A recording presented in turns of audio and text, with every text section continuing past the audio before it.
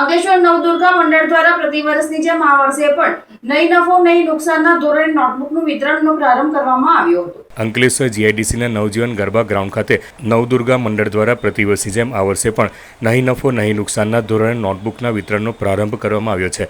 નવદુર્ગા મંડળે જણાવ્યું હતું કે જરૂરિયાતમંદ પરિવારના બાળકોને રાહત દરે નોટબુકનું વિતરણ દરરોજ સાંજે 6 થી 8 કલાક દરમિયાન કોઈપણ ધર્મ જાતિના ભેદભાવ વિના કરવામાં આવી રહ્યું છે, જેનો લાભ લોકો ઉઠાવી શકે છે।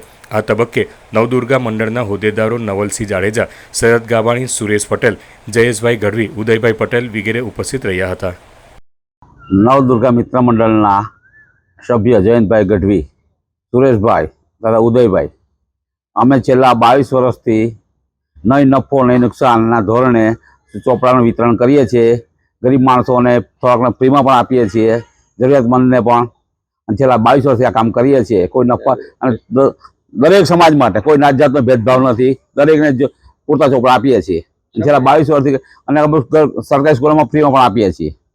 અને જેને કંઈ લાભ લેવો હોય તે લઈ શકે છે। તમામ કાયમ 6 થી 8 વાગ્યા સુધી ખુલ્લું હોય આ જગ્યા પર અમારું ઓફિસ કાયમ માટે।